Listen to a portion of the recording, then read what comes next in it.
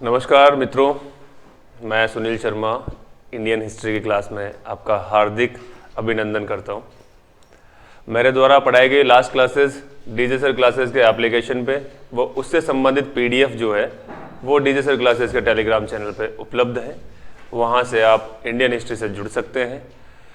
जो कहानी Indian history में भारत के इतिहास की क्लास में मैं आपको सुना रहा था, जो साम्राज्यों की बात अपने चल रही थी, पहले अपन ने पढ़ा महाजनपद वाला सीन। महाजनपद के बाद में अपने आए मगध साम्राज्य, जो उत्तर भारत जिसको बोला जाता है, अपन पढ़ रहे थे। अब नेक्स्ट जो है वो दक्षिण भारत, साउथ इंडिया।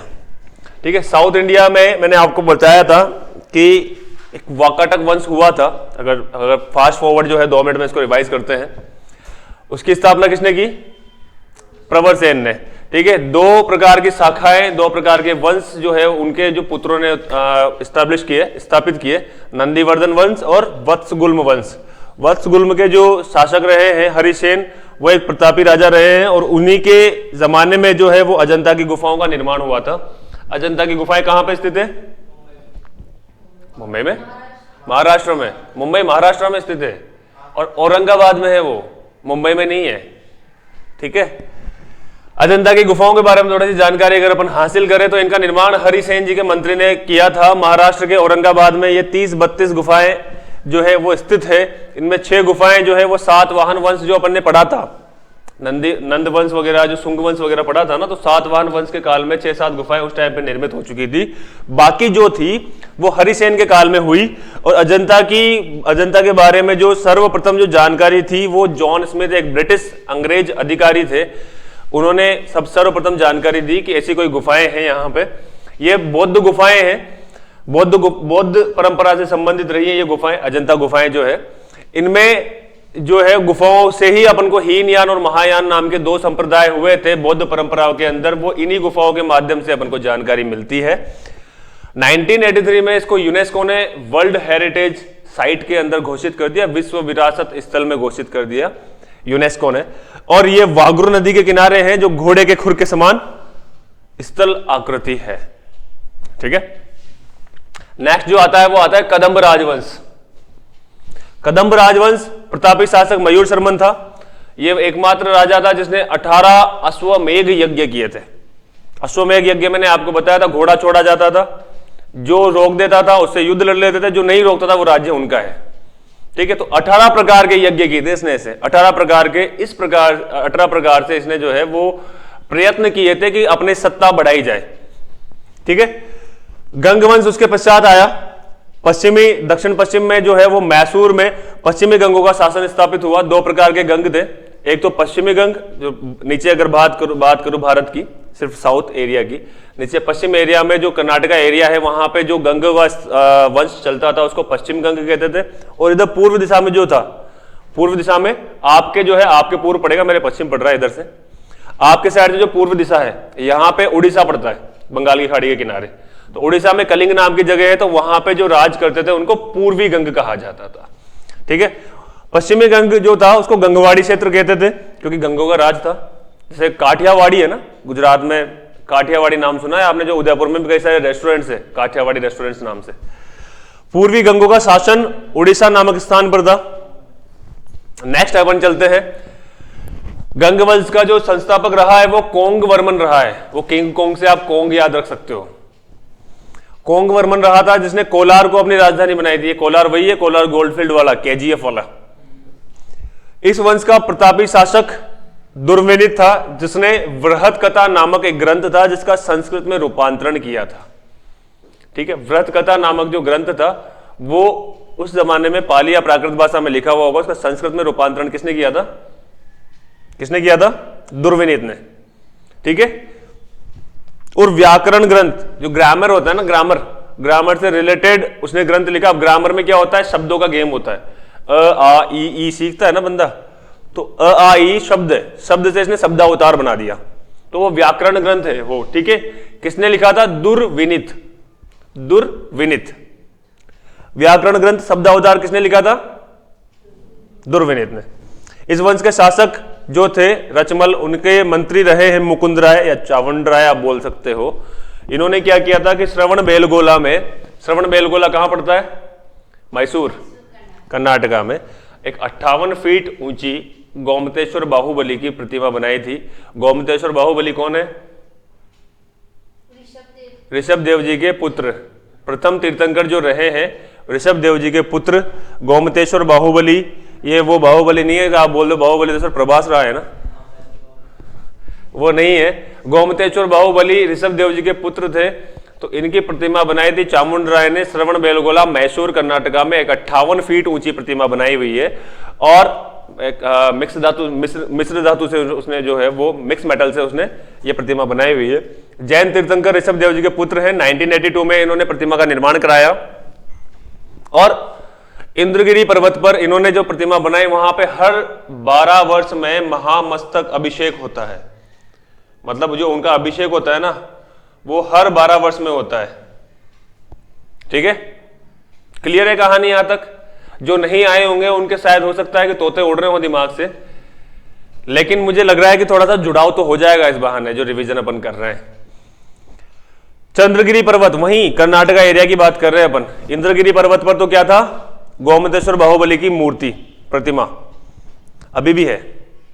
और चंद्रगिरी पर्वत पर जो है चंद्रगुप्त, चंद्रगिरी से चंद्रगुप्त याद रखना, चंद्रगुप्त मौर्य ने, मैंने बताया था कि अन्न जल त्याग कर उन्होंने अपने प्राण को त्याग दिया था। चंद्रगुप्त मौर्य ये वही है जिन्होंने मौर्य साम्राज्य की स्थापना की थी, जिनके वंश में आगे चल के अशोक महान का जन्म हुआ था। ठीक है, इन्होंने सल्लेखन पद्धति बोलते हैं, जो जब अन्न और जल से अपना देह त्याग देते हैं उस पद्धति को बोला जाता है सल्लेखन पद्धति। In the Jainism community, Jain community में सल्लेखन बोला जाता है जल और अन्न को त्यागने को। क्लियर है कहानी? नेक्स्ट जो आता है वो आता है गंगवंश। गंगवंश तो अपन पढ़ ही रहे थे, पश्चिम गंगवंश हो चुका था, पूर्वी गंगवंश की बात करते हैं अपन अब।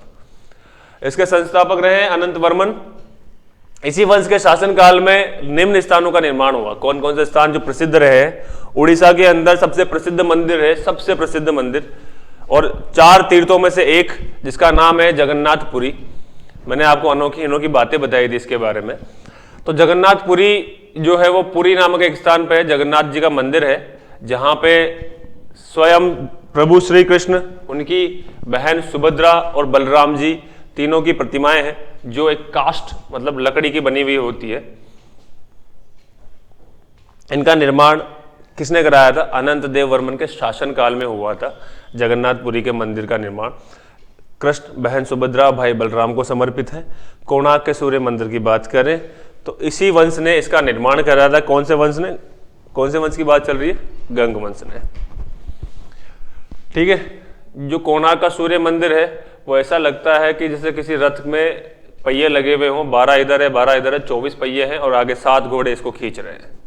कोणार्क के सूर्य मंदिर की जो आकृति है वो इस समान है कि ऐसा लगता है कि ये रथ है और रथ में 24 पहिए लगे हुए हैं और 7 घोड़े इसको खींच रहे हैं कोणार्क के सूर्य मंदिर को। ठीक है, सन टेम्पल जिसको बोला जाता है, कोणार्क पड़ता है, कोणार्क नाम का एक स्थान है। कोणार्क मंदिर का नाम नहीं है, मंदिर का नाम तो सन टेम्पल है। सूर्य मंदिर, सूर्य मंदिर झालावाड़ में भी है। किधर? सूर्य मंदिर 3-4 जगहों पे। हाँ, बुढ़ादित में भी है। बुढ़ादित का सूर्य मंदिर प्रसिद्ध है, बिल्कुल। इसका निर्माण बुढ़ादित कहाँ पड़ता है? सुना होगा, इधर है सुल्तानपुर के पास। कापरेन से भी इधर जा सकते हो आप। इसका निर्माण नरसिंह देव ने करवाया। वास्तुकार कौन थे? इसके आर्किटेक्ट कौन थे? मोहराना जी। ठीक है, इसको बंगाल विजय के उपलक्ष्य में बनवाया गया। 1984 में यूनेस्को ने इसको वर्ल्ड हेरिटेज में शामिल कर दिया। ठीक है, 1983 में उसको शामिल किया था। किसको? जगन्नाथपुरी के मंदिर को या अजंता की गुफाओं को? अजंता की गुफाओं को। जगन्नाथपुरी के मंदिर को यूनेस्को ने वर्ल्ड हेरिटेज में शामिल नहीं किया हुआ है। अजंता की गुफाओं को जो है वो, मंदिरों को यूजुअली जो है यूनेस्को मंदिर मस्जिद वगैरह जो है ना बड़े अच्छे तरीके से बनाए हुए होंगे, नो डाउट, लेकिन यूनेस्को ने बहुत कम ऐसे घटनाएं या ऐसी जगह रही होंगी जहां पे उसने वर्ल्ड हेरिटेज में मंदिर या मस्जिदों को शामिल किया होगा। बेसिकली वो वर्ल्ड हेरिटेज में उनको शामिल करता है, लाइक फोर्ट्स हो गए, किले हो गए, दुर्ग जिनको बोला, जैसे आमेर का दुर्ग शामिल है उसके अंदर। अपने उदयपुर के अंदर जो फोर्ट है सज्जनगढ़ दुर्ग। तो ये जो कलाकृतियां वाले जो स्थान होते हैं जहां पे अनोखी अनोखी मूर्तियां होती है। अभी अपने बूंदी जो है वो, बूंदी के अंदर जो है वो बर्ड चित्रशैली जो होती है ना, पक्षियों संबंधी जो चित्रशैली होती है वो ज्यादा प्रसिद्ध है। तो बूंदी के अंदर भी कई सारी जो स्थलाकृतियां हैं वो यूनेस्को ने वर्ल्ड हेरिटेज में शामिल की हुई है। क्या 1984 था यार, 84 था यार, 84 है यार, 83 में अजंता है यार। अरे यार मित्र, सेम लाइन, मतलब यूनेस्को ने क्या सिर्फ एक ही चीज को घोषित, मैंने अभी तो बोला ना 1 मिनट पहले कि 1983 में अजंता था और 1984 में कोणार्क का सूर्य मंदिर है। याद रखने के लिए बता रहा हूं कि 1 साल पहले वो था, हालांकि उन्होंने कोई डिसाइड नहीं किया था कि 1 साल पहले में वो हम उसको विश्व विरासत स्थल में घोषित करेंगे। क्या हुआ? गुफा अलग है यार और मंदिर अलग है। ये सूर्य मंदिर है, सूर्य मंदिर गुफा होती है जो जमीन के नीचे है, और मंदिर है जो जमीन के ऊपर है। दोनों में रात दिन का अंतर है। ठीक है, क्लियर है कहानी? कोई बात नहीं, हो जाता है, बड़े बड़े शहरों में छोटी छोटी बातें चलती रहती है सेनोरिटा।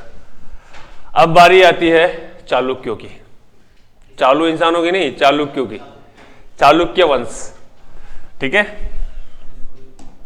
बिल्कुल।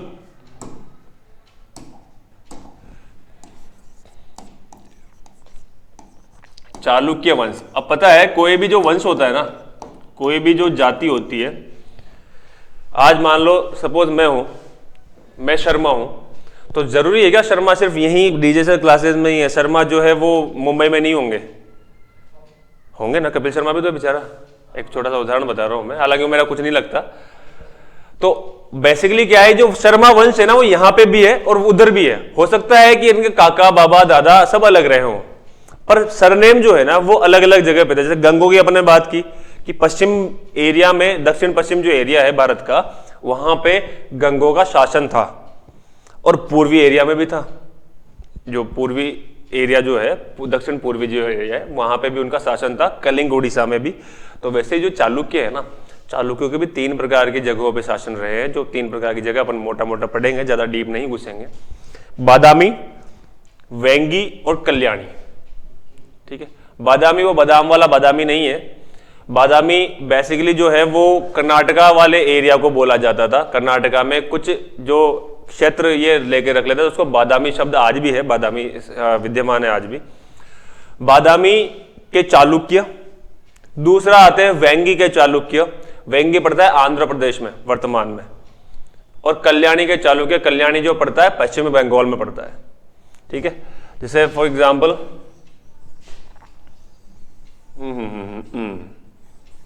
ये अपना भारत साम्राज्य रहा था। ठीक है, यहां पे है बादामी। ये पता है इसके नीचे जो श्रीलंका आता है ना, वो मौर्य साम्राज्य का पार्ट था। मौर्य मतलब वही अशोक महान। अशोक ने यहां तक अपना साम्राज्य जीत लिया था, यहां से यहां तक ये पूरा साम्राज्य अशोक का था। ये पूरा इतना साम्राज्य अशोक जीत चुका था, बट वो ये नहीं जीत पाया था, क्योंकि यहां पर तो नए नए वंश चालू हो रहे हैं। अपन पढ़ भी तो रहे हैं। कदम्ब आया, कदम्ब से गंग आया, गंग से चालुक्य आया, चालुक्य से पल्लव आएगा, पल्लव से फिर आगे बढ़ेंगे आगे। लेकिन ये जो यहां से ये निकल तो गए थे, लेकिन यहाँ जो श्रीलंका वाला एरिया था वो भी मौर्य साम्राज्य के अंदर था। इसीलिए तो अशोक महान ने अपनी बेटी और बेटे को श्रीलंका भेजा था। मैंने पढ़ाया था आपको, संघमित्रा और महेंद्र को, श्रीलंका जाओ और बुद्ध धर्म का प्रचार प्रसार करके आओ, क्योंकि श्रीलंका उनके अंडर था। अशोक महान ने ये थोड़ी कहा था कि भैया बादामी जाओ और वहां जाके जो है वो हमारे धर्म का प्रचार प्रसार करो। नहीं, वो काट के फेंक देते, क्योंकि वो साम्राज्य किसी और का था। अपने साम्राज्य में कुछ भी करो आप, अपने घर में जो है आप किसी भी टिकटॉक बनाओ या रील बनाओ, चलता है, पर दूसरे घर में जाके बना के बता दो एक बार, वो जो है कम से कम एक जो है वो लकड़ी तो लेके आएगा सुझाने के लिए। अब वो सुझाएगा क्या, वो उसकी इच्छा है। बादामी के चालुक्य कर्नाटका में थे। ठीक है, दूसरा जो है आंध्र प्रदेश, यहां पे वेंगी था। उड़ीसा यहां है, उड़ीसा भी नहीं जीत पाया था ये अशोक। और कल्याणी जो है वो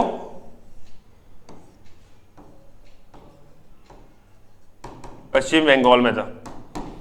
समझ में आई कहानी? ये 3 प्रकार के चालुक्य वंश थे। ठीक है, तीनों प्रकार के चालुक्य वंश में कोई ज्यादा दम वाली बात नहीं थी, सिंपल बात।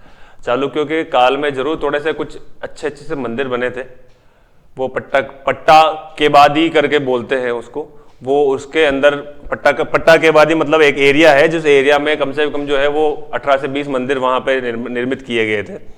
तो वो अपन पढ़ेंगे आगे, चालुक्यों के माध्यम से जो मंदिर बनाए गए हैं। ये जो चीजें मैं आपको बता रहा हूँ, जो मेन चीजें याद रखने के लायक है। व्रत कथा का संस्कृत में रूपांतरण किस शासक ने कराया था, ये क्वेश्चन आएंगे, हल्के में मत लेना। इसलिए मैं आपको जो है वो शब्द के माध्यम से उसको याद रखने की कोशिश करवाता हूं। गोमतेश्वर बाहुबली की प्रतिमा का निर्माण किसने करवाया था? या फिर इंद्रगिरी पर्वत पर निम्न में से चामुंडराय के माध्यम से कौन से देवता का प्रतिमा का निर्माण कराया गया? ऋषभदेव, आदिनाथ, नेमिनाथ और फिर इधर से गोमतेश्वर। तो ये याद रखना है। ये जानकारी मैं कहानी के लिए नहीं सुना रहा हूं, ये जानकारी, ये जो मेन जो अपने इसका जो सार है ना, वो सार यही है जो मैं लिखा रहा हूं आपको। राम कहानी हजारों लिखा सकता हूं मैं।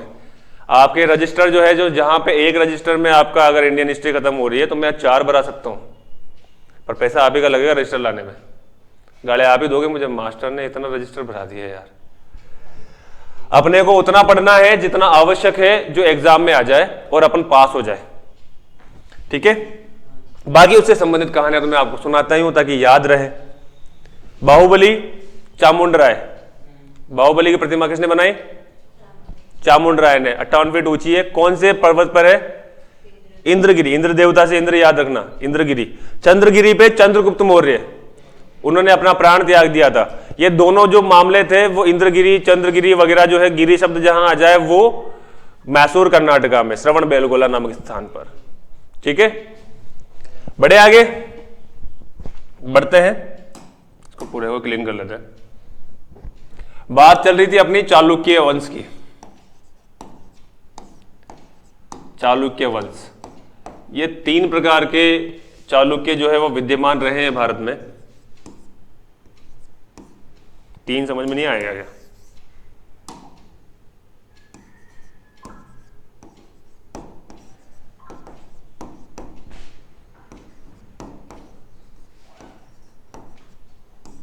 तीन प्रकार के चालुक्य वंश भारत में, भारत भी नहीं बोलेंगे आप, दक्षिण भारत बोल सकते हो इसको, चलो भारत ही बोल दो,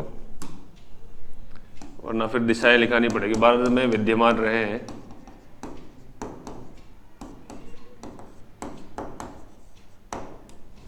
पहला है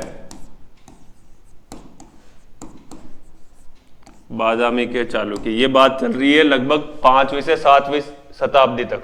ईसवी पे आ चुके हैं अपन, ईसा पूर्व का मामला नहीं रहा है। बादामी के चालुक्य। दूसरी बारी आती है वेंगी के चालुक्य।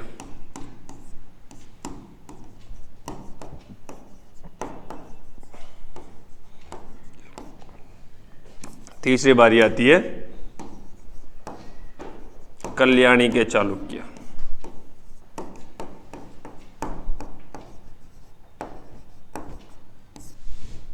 ठीक है, मांडो। फिर बादामी चालुक्य में थोड़ी सी 1-2 लाइन्स लिखा लेते हैं कि बादामी चालुक्य का जो संस्थापक रहे हैं वो जयसिंह जी रहे हैं, और जयसिंह जी ने जो है वो बादामी चालुक्य का स्थापना की थी। लिखो,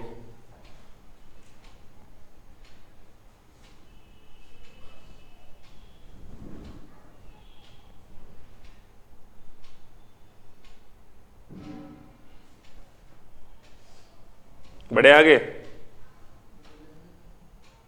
क्यों बालको, काहे नहीं?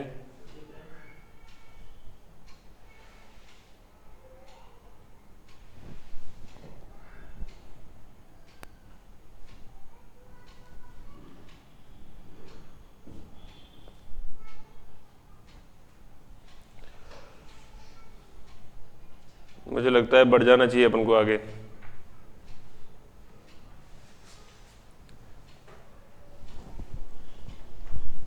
क्लियर? बारी आती है बादामी का चालुक्य।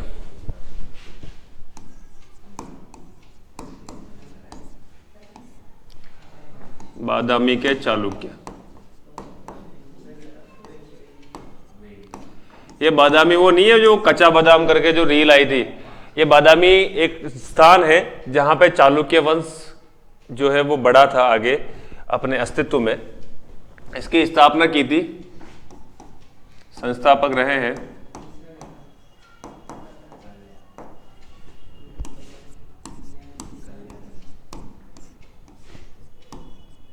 कल्याण ज्वेलर्स जो है ना, उसे कल्याणी शब्द याद रख सकते हो आप।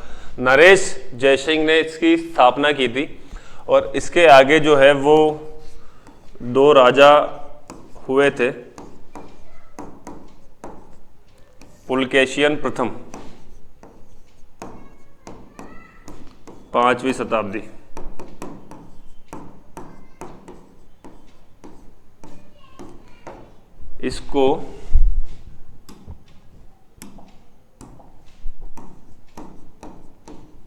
इसको वास्तविक बादामी चालुक्य वंश का संस्थापक कहा जाता है।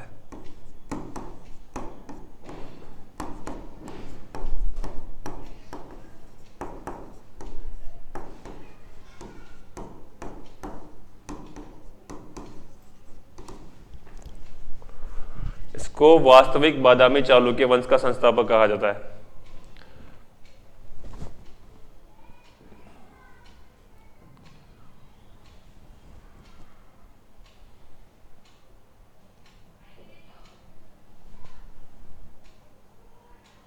यार लाल कलर इतना विजिबल तो नहीं होता है यार बोर्ड पे, इसका मतलब अपन को लाल कलर यूज नहीं करना चाहिए। दिख रहा है क्या उधर से क्लियर? ये लाल दिख रहा है, इस पर नहीं दिख रहा।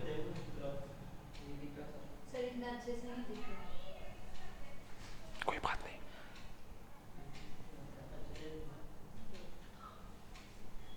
बड़े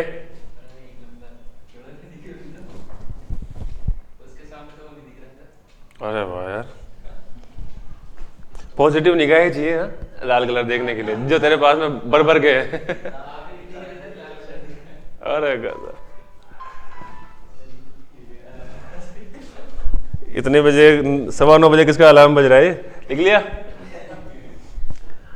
पुलकेशिन द्वितीय, पुलकेशिन द्वितीय बेसिकली कुछ नहीं, सिर्फ ऐहोल। देखो क्या है ना कि ये जो राजा या वंश रहे हैं इनकी जानकारी अपने को कहां से मिली है, या तो किसी न किसी महान कवियों के माध्यम से लिखे हुए ग्रंथों के माध्यम से, या फिर जो ये खुद है ये अभिलेख बनवाते थे। अभिलेख मैंने बताया था आपको, शिलालेखों के माध्यम से, जहां पे ये इनके बारे में थोड़ी बहुत जानकारी लिखा करते थे कि यार फलाना फलाना ये जो चीज है वो ऐसे राजा ने बनवाई, इस ईस्वी में बनाई और इस उपलक्ष्य में बनवाई।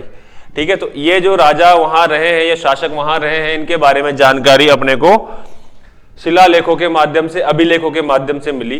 तो उसमें से एक प्रसिद्ध अभिलेख है जिसका नाम है ऐहोल।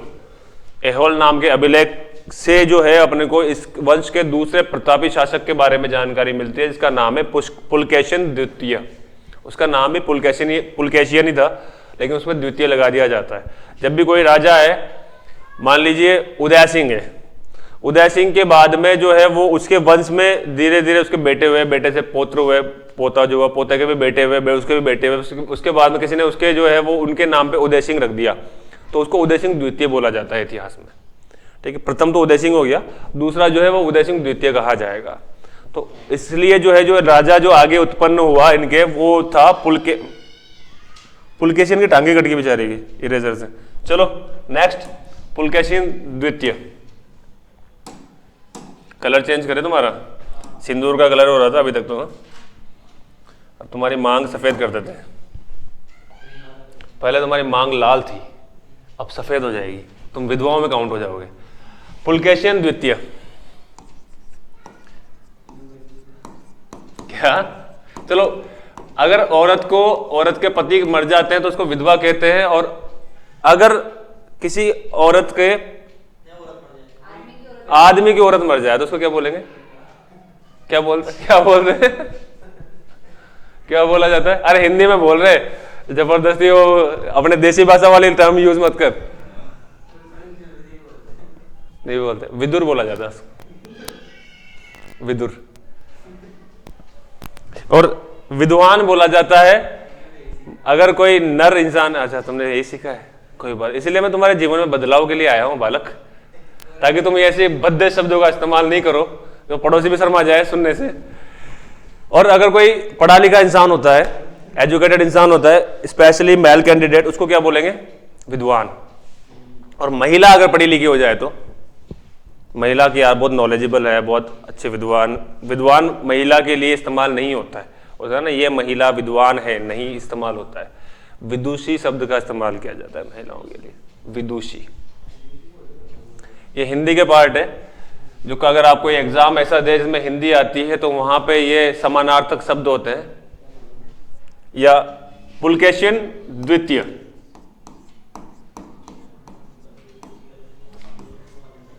पुलकेशियन द्वितीय, ऐहोल अभिलेख में इसके बारे में जानकारी मिलती है।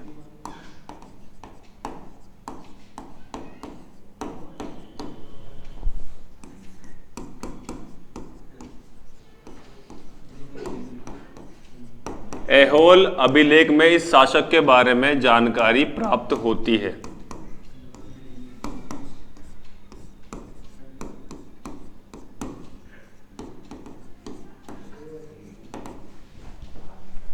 इसने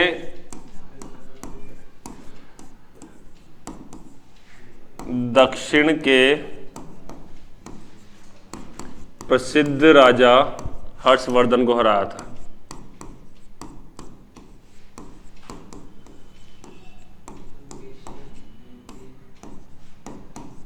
हर्षवर्धन को पराजित किया था पुलकेशियन द्वितीय ने।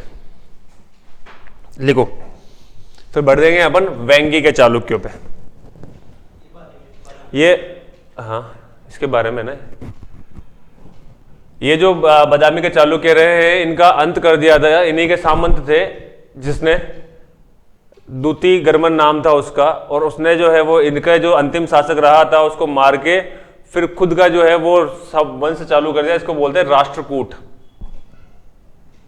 चाहो तो लिखा देंगे वो लाइन, वैसे आवश्यक नहीं।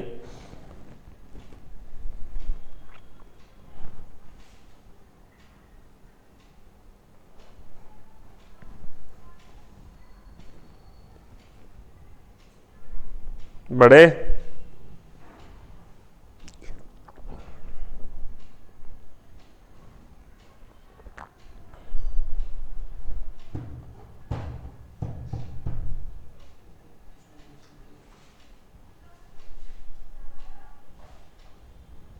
बड़े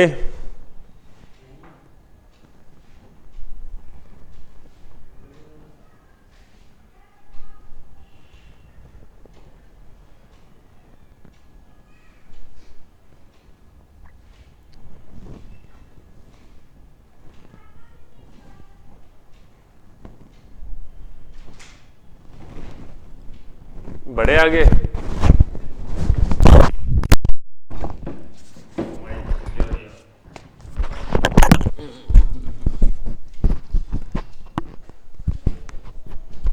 बड़े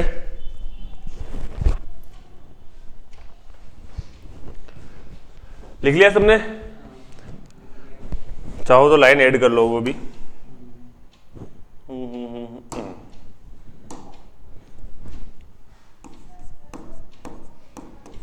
इस वंश के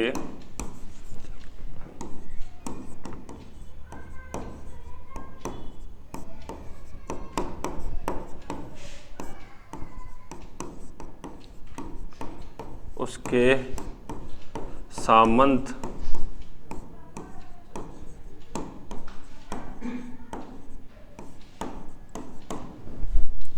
दंतीवर्मन ने मारकर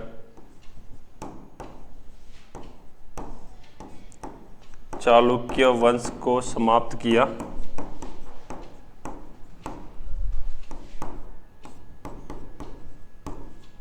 एवं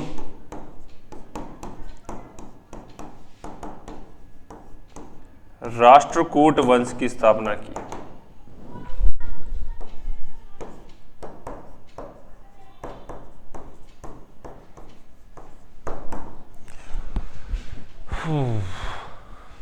आता है बारी वेंगी के चालुक्य।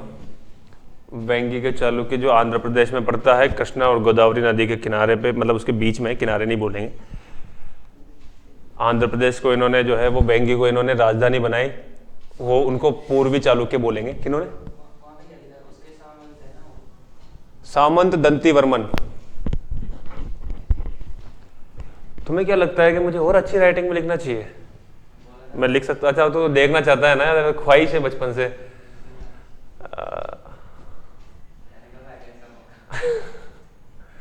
ऐसा मौका जब अपन वो पढ़ेंगे ना साहित्य, मैंने बताया था जब मैं कवियों के बारे में बताऊंगा, कवियत्रियों के बारे में बताऊंगा, जो विद्वान लाइक कबीर, सूरदास, मीरा,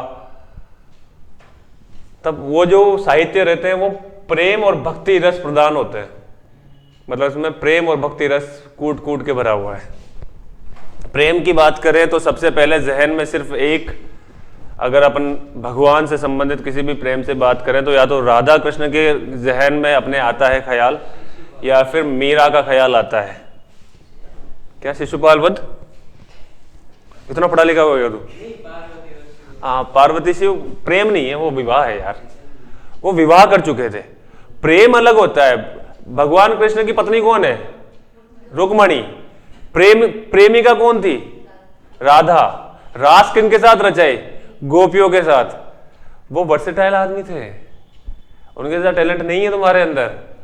एक बीवी से दाब जाता है आदमी। तो प्रभु कृष्ण जो है वो उनके चहेते आज भी कहीं हैं। आज भी अगर आपको कृष्ण की भक्ति में रमना है ना, तो एक सलाह दूंगा कि कभी भी जब मौका मिले जीवन में, और जीवन में कोई टेंशन ना हो, तो तसल्ली से 2-4 दिन आप वृंदावन जाइए।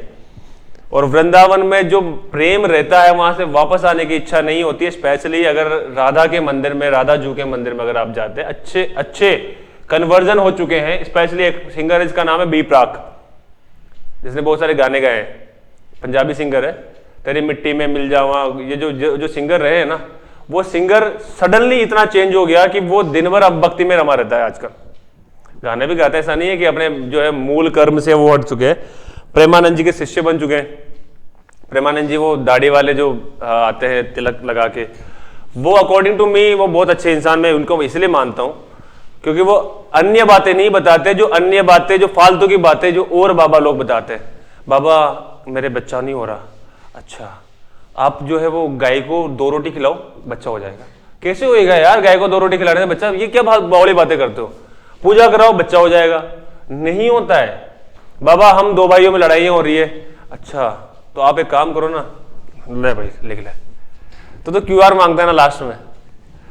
तो ये जो फालतू के जो मिथ वाले बाबा है अकॉर्डिंग टू मी, और फिर भी पढ़े लिखे लोग से लेकर अनपढ़ तो भाई चलो ठीक है, बात मान ली कि वो लेस एजुकेटेड है, तो हो सकता है कि वो प्रैक्टिकलिटी पे विश्वास नहीं करते हो। पर मैं ताजुब मानता हूं कि कई सारे वेल एजुकेटेड इंसान भी उनके चक्कर में इतने फंस जाते हैं कि उनको भगवान मानने लग जाते हैं।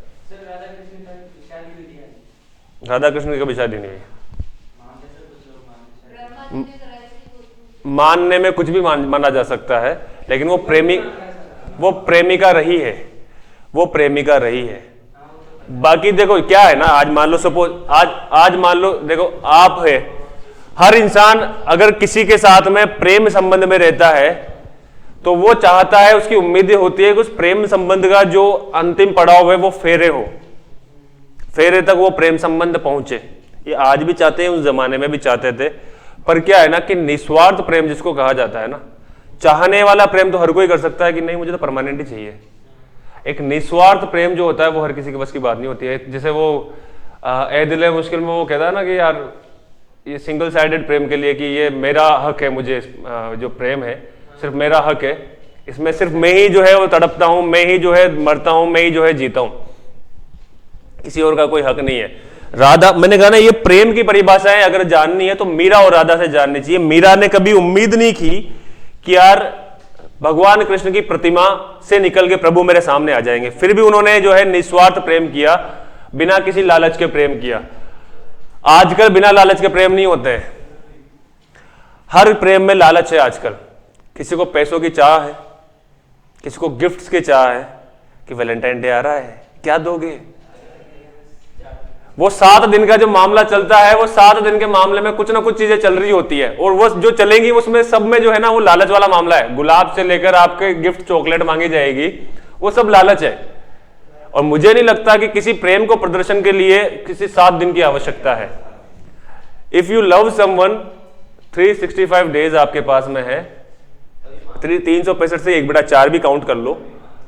तो अगर आप प्रेम करते हैं, आपका प्रेम माता पिता के प्रति भी, प्रेम की परिभाषा जरूरी नहीं है लड़का लड़की के बीच में ही हो, प्रेम माता पिता से भी किया जाता है, प्रेम देश से भी किया जाता है, प्रेम अपने भाई से भी किया जाता है, बहन से भी किया जाता है, पुत्र से भी किया जाता है, पुत्री से भी किया जाता है, पड़ोसी से भी कर सकते हैं। कोई पड़ोसी में अगर कोई अच्छी रहती हो या रहता हो तो वो मामले अपने आप में अलग है, ठीक है। लेकिन क्या है कि निस्वार्थ प्रेम और बिना लालच का प्रेम जो है वो ये घटनाएं बताते हैं।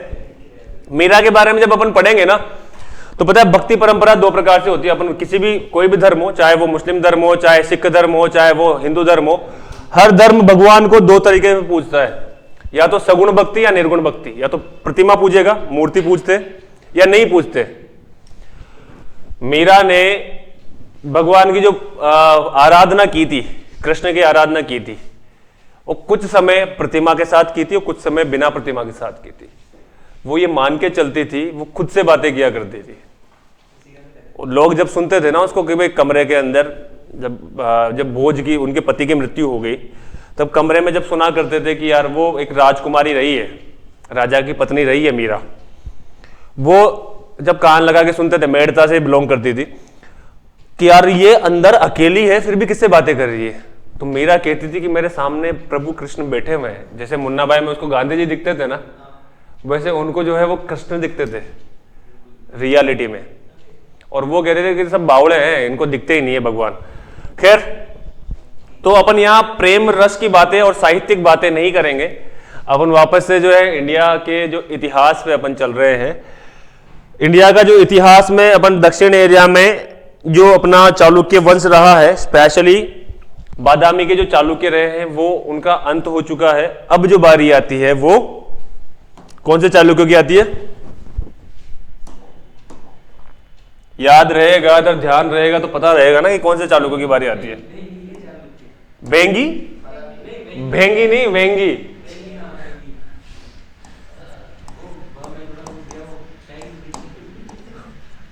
वेंगी के चालुक्य।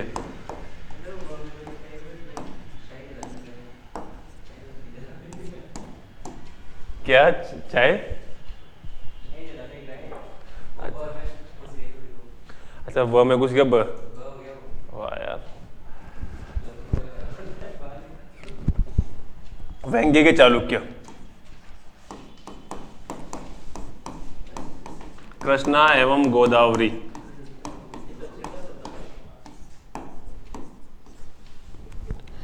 मेरे भी सहज दफे रहा, देख नदी की जगह नवी हो गया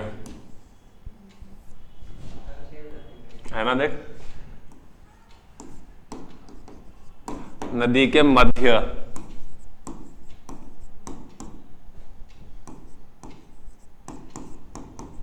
स्थित इन्होंने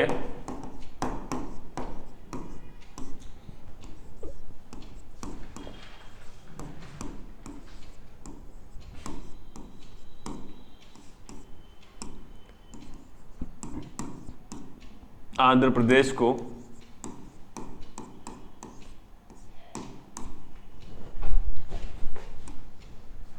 अपनी राजधानी बनाया।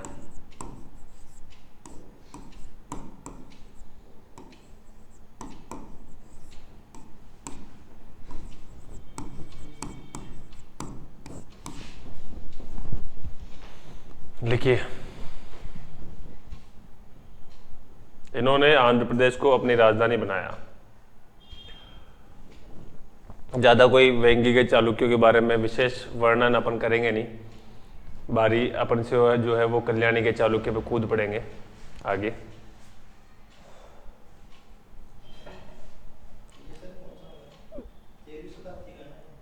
क्या ये 7वीं शताब्दी, 6ठी से 7वीं शताब्दी लिख लो आप, लिखना चाहो तो।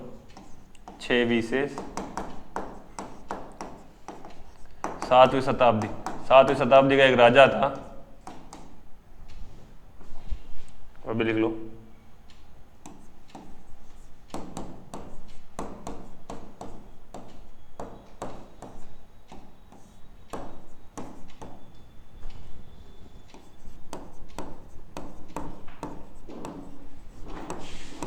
अनंत वर्धन या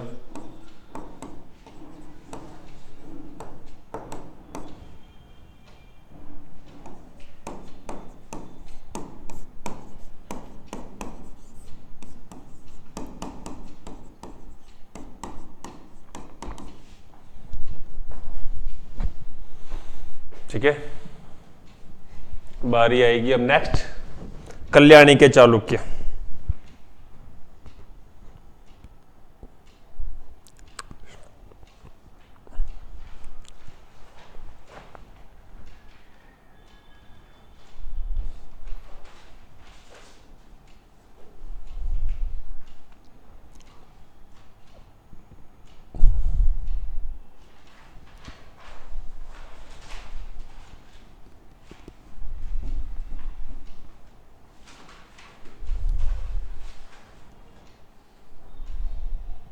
बड़े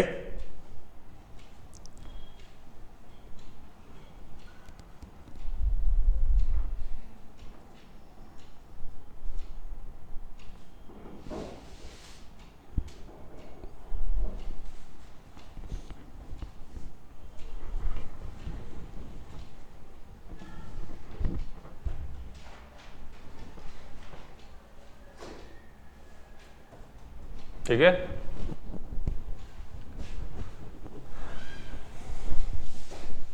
नेक्स्ट जो बारी आती है वो आती है कल्याणी के चालुक्य। ये है 10वीं से 12वीं शताब्दी।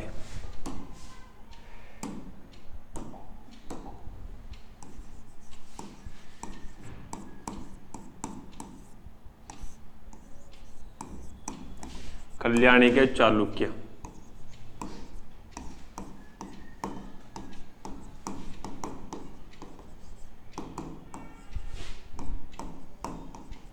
अच्छा मुझे ये बताओ कि मैं अगर आपसे बोलूं कि 78 ईस्वी और 178 ईस्वी इनमें से प्रथम शताब्दी किसको बोला जाता है?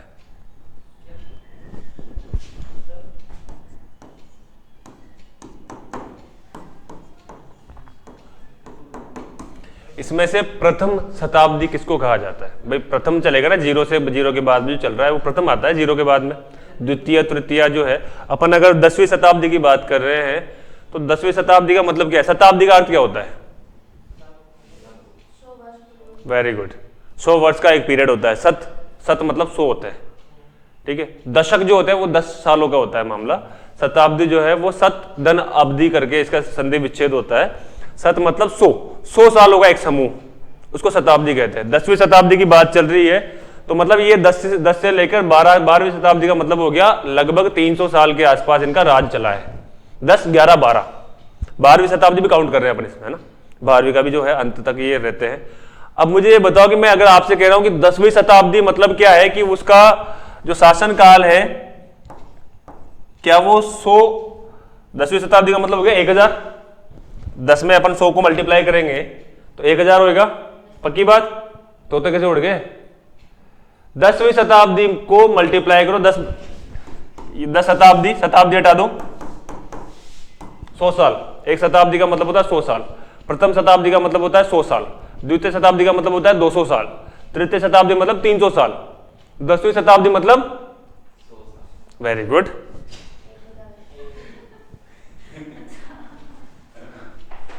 एक शताब्दी में 100 साल होते हैं तो 10 शताब्दी में कितने हो गए काकाओं?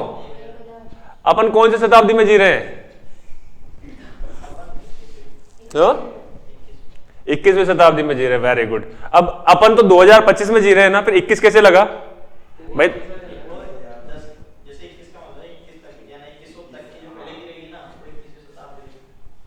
बेसिकली क्या है कि जो 78 ईस्वी है ना, इसको प्रथम शताब्दी नहीं कहा जाता है। 178 ईस्वी को प्रथम शताब्दी कहेंगे। उल्टा कुछ नहीं, सीधा ही है इसमें। उसमें उल्टा था। उल्टा मतलब अगर 350 ईसा पूर्व बोल रहा था मैं, तो अगर अपन और उससे जीरो के करीब आएंगे तो 340 ईसा पूर्व बढ़ा रहता था, ठीक है। इधर 350 ईस्वी अगर है तो 360 ईस्वी बड़ी रहती है, ठीक है। 1 से लेकर 100 तक की गणित जो होती है इसमें एक भी शताब्दी का इस्तेमाल नहीं किया जाएगा। 100 के बाद में जो मामला चालू होगा ना वो कहलाएगी प्रथम शताब्दी।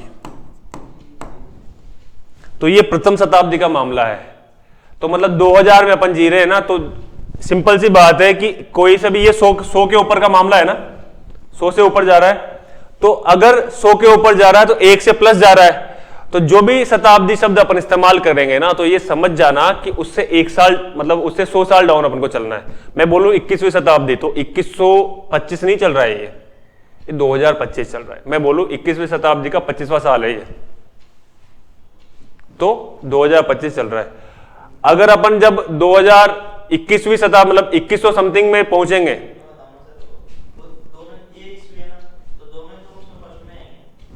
क्या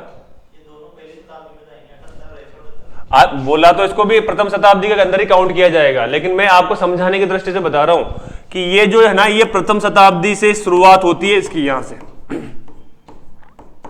शताब्दी कहां गया, ये रहा, साता साता लिखा है, मैं आ रहा था शताब्दी, प्रथम शताब्दी। और जब अपन जो है वो जैसे ही 201 लग जाएगा, 199 तक तो क्या रहेगा, 199 ईस्वी की अगर मैं बात करूंगा तो कौन सी शताब्दी चलेगी, प्रथम। और 199 से जैसे 200 लग जाएगा, द्वितीय चालू हो जाएगी। ठीक है, 100 साल होते हैं ना। अब 201 से 299 मतलब 200 से 299, अरे 10वीं शताब्दी की बात कर रहा था भाई, मैं तो इसका उदाहरण बता रहा था कि अगर यार 10वीं शताब्दी की बात चले तो कौन सा सन होगा। अभी 2025 सन चल रहा है ना, ईयर कौन सा चल रहा है, 2025। तो उस टाइम पे अगर मैं 10वीं शताब्दी की बात कर रहा हूं तो कौन से सन की बात चल रही होगी, लगभग ये 1000 ईस्वी के आसपास का मामला चल रहा है, ये 1100 ईस्वी 1200 ईस्वी का मामला चल रहा है ये। तोते अभी भी कईयों के उड़े हुए हैं, दिमाग जो है ना वो यार मास्टर हेलीकॉप्टर की तरह ऊपर गया तेरा, तो ये बात है।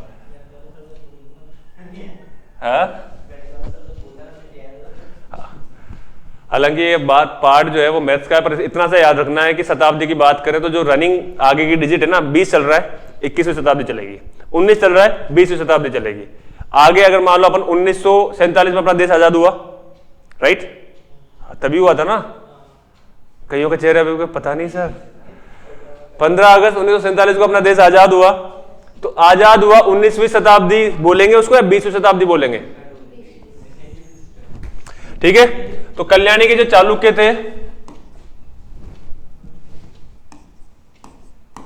तेलप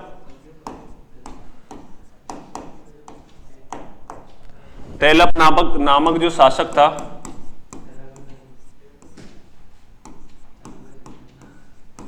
इसकी स्थापना की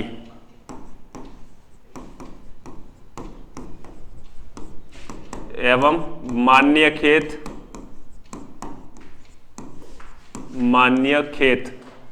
ये कईयों के समझ में नहीं आएगा, दोबारा लिखता हूं।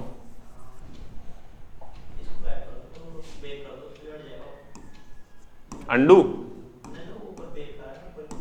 ये ले यार, जबरदस्ती यार डिलीट करवाए,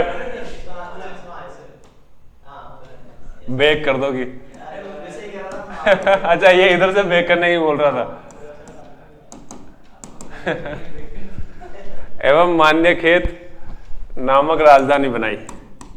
ये काला खेत नहीं है, काला खेत है ना अपने रावतबाटा के इधर, ओम बिरला का।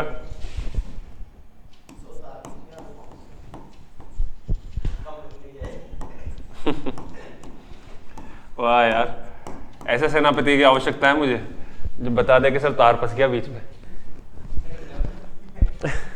फालतू में फजीती हो जाएगी, हटा लो, लुढ़क जाओगे, कोई मतलब नहीं है। मान्यखेत नामक राजधानी बनाई।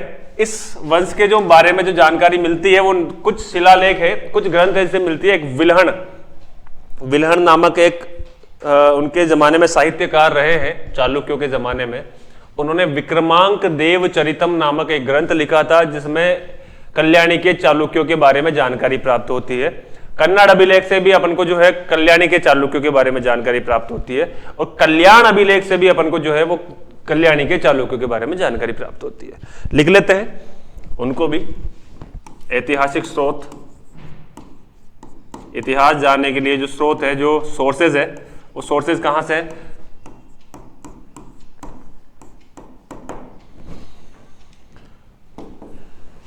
विल्हण मैंने आपको बताया था एक और साहित्यकार, एक कवि हुए कल्हण।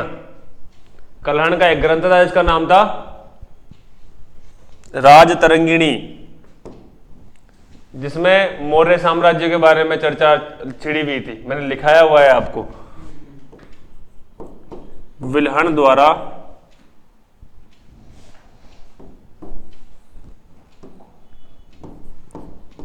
रचित विक्रमांक देव चरितम।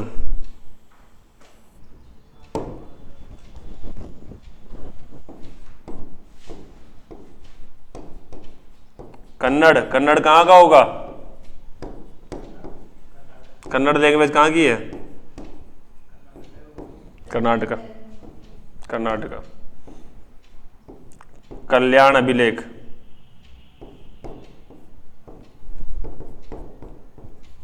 कल्याण कहाँ है?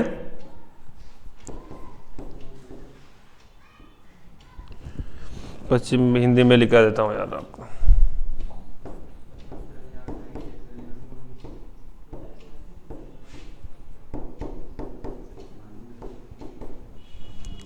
पश्चिमी बंगाल,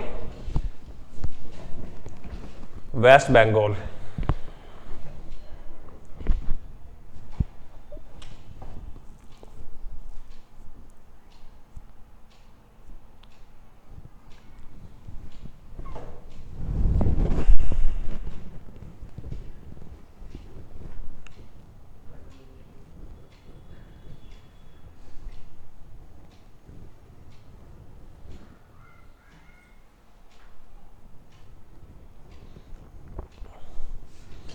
लिख लिया?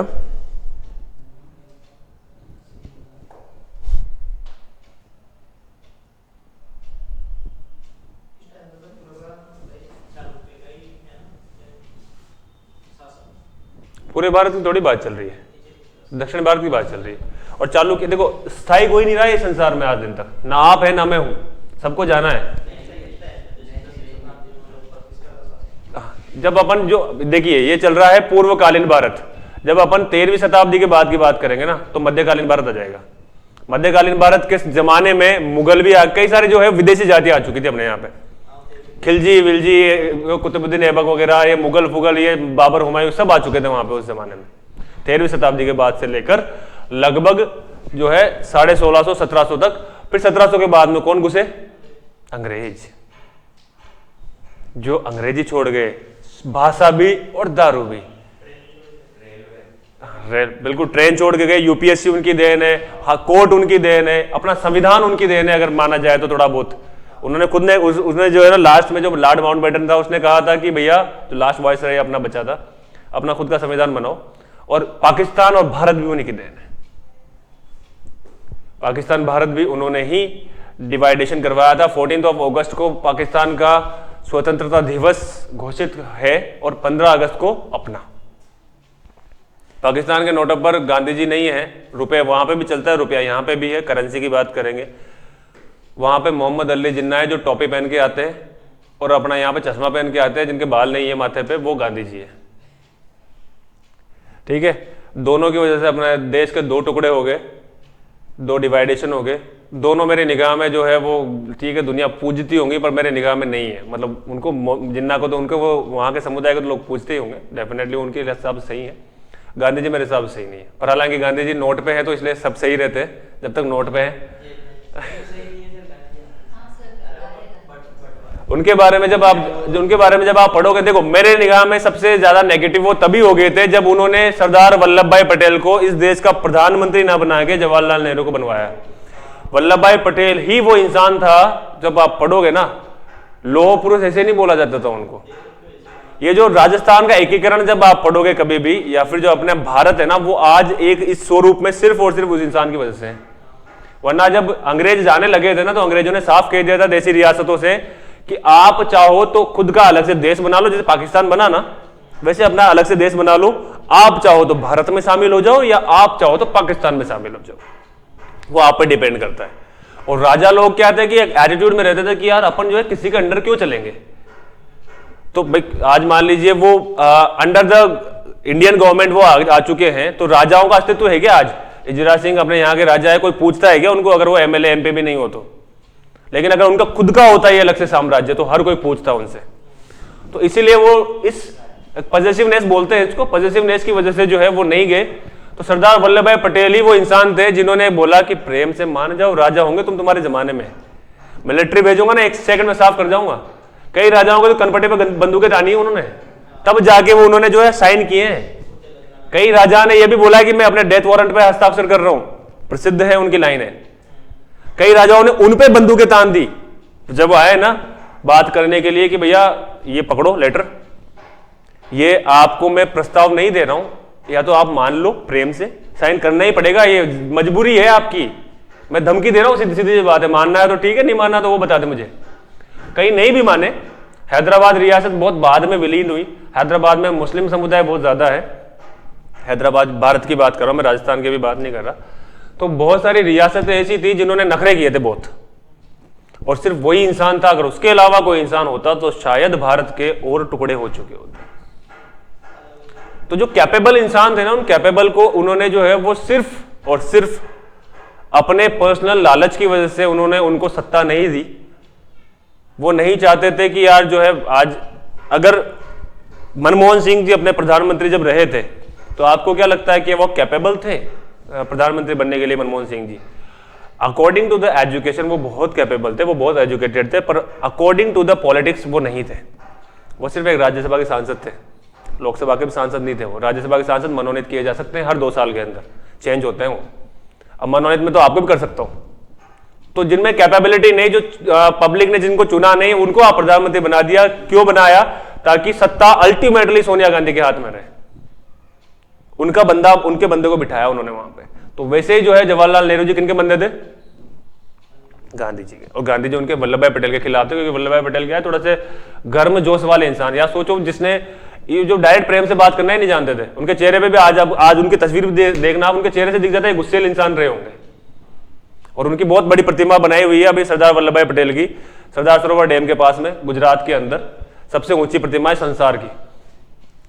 खैर, तो ये आधुनिक इतिहास में अपन काउंट करेंगे, आधुनिक इतिहास में ऐसी बढ़िया बढ़िया बातें करेंगे, अंग्रेजों के जमाने की बातें करेंगे, ठीक है। ये साउथ जो था, साउथ बेसिकली सिर्फ इसलिए फेमस था कि यहाँ के मसाले बहुत फेमस है। जब यहाँ पे जो विदेशी जातियां आती थी मोस्टली वो थ्रू ओशियन आती थी, वो समुद्र के थ्रू जो आती थी ना, नाव लेके जहाज लेके वो आती थी। वो यहाँ पे वो इसी नाम से घुसते थे कि हम तो मसाले का व्यापार करेंगे यार, ट्रेडिंग करेंगे, क्या दिक्कत है। और अपने यहाँ पे कोई फॉरेनर्स अगर आके यहाँ पे होता है ना कि यार बाहर के कंपनीज को यहाँ बुलाया जाता था कि यहाँ रोजगार जनरेट हो, तो वहीं पे उनके राजाओं ने सोचा कि अब बाहर से बंदा आया, ट्रेडिंग करने आया, व्यापार करेगा, बाहर अपना भी जो है टर्म्स बनेंगे, अपन भी विदेश जाएंगे, ऐसा होगा। क्योंकि उस जमाने में पॉसिबल नहीं था विदेश जाना, दुबई आजकल बड़ा इजी है, उस जमाने में नहीं था। तो जब वो बाहर के जो कम्युनिटी यहाँ पे नाव जहाज लेके आती थी और यहाँ से मसाले लेके जाती थी, यहाँ से निर्यात किया जाता था, जो रेट यहाँ पे होती थी उससे 10 गुना ज्यादा उनसे लिया जाता था। और ट्रेडिंग के बहाने वो यहाँ रहने लग गए कि यार अब जो है वही हम बार बार आना जाना पॉसिबल नहीं, हम घर बना लेते हैं यहाँ पे। राजाओं ने कहा ओके, उन्होंने अपने सेनाएं भी बुला ली कि यार ये तो मेरे बॉडीगार्ड्स हैं। धीरे धीरे करते करते करते करते अंग्रेजों ने जो है फिर फाइनली राज किया। ये अपन आधुनिक भारत में पढ़ेंगे, ठीक है। पहले मध्यकालीन भारत इसके बाद में आएगा। मध्यकालीन भारत में वही अपन राजाओं के बारे में पढ़ेंगे, बाबर, हुमायूं वगैरह। यह है पूर्वकालीन भारत, प्री हिस्ट्री जिसको बोलेंगे, एंशियंट हिस्ट्री जिसको बोलते हैं अंग्रेजी में, ठीक है। इसका अंत बहुत जल्दी आने वाला है, शीघ्र ही। गुप्त वंश वगैरह, पल्लव वंश वगैरह इसको खत्म कर देंगे अपन नेक्स्ट लेक्चर के आसपास में, थोड़ा जल्दी खींच लेंगे। अब आगे जो बारी आएगी वो आएगी मध्यकालीन भारत की। आज के लिए मुझे उम्मीद है कि जो मैंने पढ़ाया वो थोड़ा समझ में आया होगा। क्या हो गया? चेहरे से कुछ तो हाँ हूं तो करो। हाँ, ये वो वाली बात होगी कि भाई इसके कनपट्टी पे जो है गन रखी हुई है कि हाँ बोलना है ना। हाँ, बाकी साम्राज्य के बारे में अपन कल पढ़ेंगे। जो मैं ये पढ़ा रहा हूं उसको एक बार निगाहें फेर लेना, वरना भूल जाओगे, ठीक है। हाथ भी फेर लेना और निगाहें भी फेर लेना इन पे पलटते पलटते। आज के लिए इतना ही, कल मुलाकात करते हैं। जो मुझसे मेरी बाकी जो क्लासेस हैं उनसे जुड़ाव चाहते हैं वो चैनल के प्लेलिस्ट में मेरे यूट्यूब के जो चैनल है डीजे सर क्लासेस हुआ, उस पर प्लेलिस्ट में मेरे वीडियोस अवेलेबल है, वहाँ पे रेगुलर वो वीडियोस अपलोडेड रहती है। सिंधु घाटी सभ्यता से लेकर आज तक की सारी जो जितने भी अपन ने हिस्ट्री पढ़ी है वो वहाँ पे आपको उससे संबंधित वीडियोस मिल जाएंगी। बेल आइकन दबाइए, नोटिफिकेशन पाइए। आज के लिए इतना ही, मिलते हैं कल। बाय बाय, टाटा, शब्बा खैर, गुड नाइट।